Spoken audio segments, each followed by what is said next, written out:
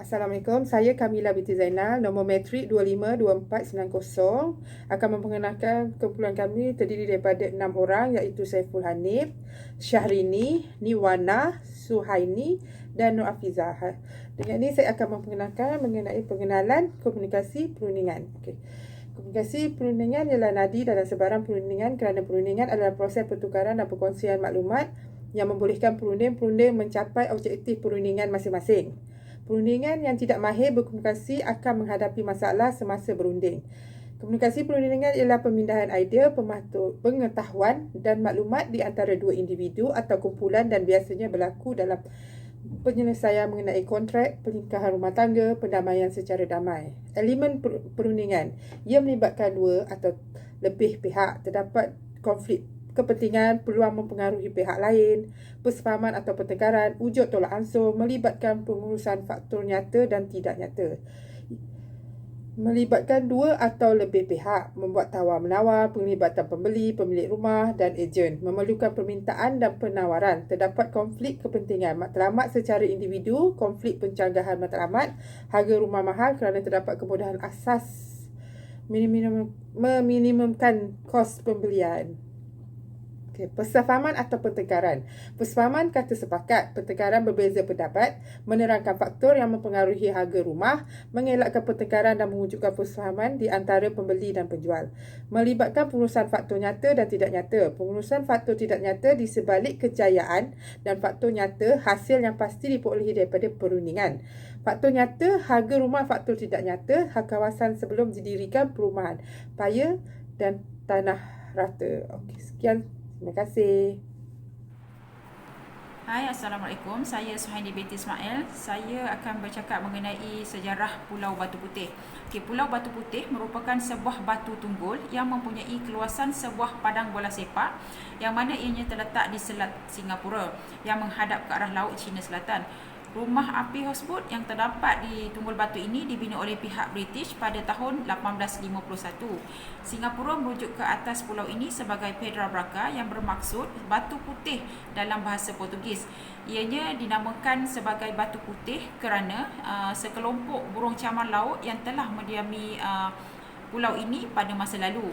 Pulau Batu Putih terletak berhampiran dengan pulau-pulau sekitarnya seperti Pulau Batuan Tengah dan Tubir Selatan. Ianya menjadi subjek utama mengenai pertindahan antara Singapura dan Malaysia yang dibicarakan menerusi Mahkamah Keadilan Antarabangsa. Pada 23 Mei 2008, Mahkamah memutuskan Pulau Batu Putih merupakan milik Singapura dan Pulau Batuan Tengah milik Malaysia. Manakala status Tubir Selatan pula akan ditentukan berdasarkan di perairan mana ia terletak. Assalamualaikum. Assalamualaikum warahmatullahi wabarakatuh. Saya Nirwana binti Ishak, nombor matrik 252326, ingin membincangkan tajuk pihak yang terlibat di dalam isu Batu Putih. Seperti yang diketahui, isu Batu Putih melibatkan dua buah negara Asia iaitu Malaysia dan Singapura.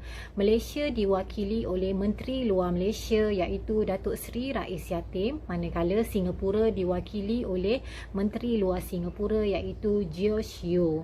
Selain itu, pihak yang terlibat dari negara Malaysia ialah Ketua Delegasi Malaysia iaitu Tan Sri Kadir Mohamad, Duta Kelana dan juga Penasihat Perdana Menteri mengenai hal ehwal luar Malaysia.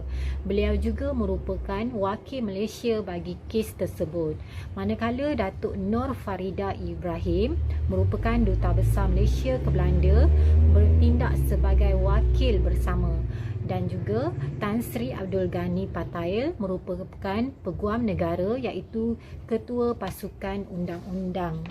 Merujuk kes tersebut ke Mahkamah Keadilan Antarabangsa ICJ, pada Februari 2003, Malaysia dan Singapura menandatangani perjanjian khas di mana mereka saling bersetuju untuk merujuk pertikaian itu kepada ICJ untuk mendapatkan keputusan. Seperti yang diperuntukkan dalam perjanjian khas, Malaysia dan Singapura mengemukakan memorial masing-masing dan kaunter memorial pada 25 Mac 2004 dan 25 Januari 2005. Perbicaraan lisan kes berlangsung pada 6 hingga 23 November 2007. Kes itu didengar oleh 16 hakim dipengerusikan oleh pemangku presiden iaitu Hakim Aushaukat Al-Hassani. Okey, itu saja. Sekian, terima kasih. Assalamualaikum dan salam sejahtera. Saya Nasharini binti Syarif, nombor metrik 252355 akan bercakap tentang keputusan dan pemilikan Pulau Batu Putih. Bagi keputusan dan pemilikan Pulau Batu Putih yang mana telah berlaku pertikaian yang berlarutan selama 29 tahun itu, yang mana melibatkan dua pulau berhampiran dengannya iaitu Middle Rock dan South Lake, dan isu kesempadanan dan tuntutan bertindih ke atas Pulau Batu Putih oleh Malaysia dan Singapura yang telah dibawa ke Mahkamah Keadilan Antarabangsa di The Hague, Belanda.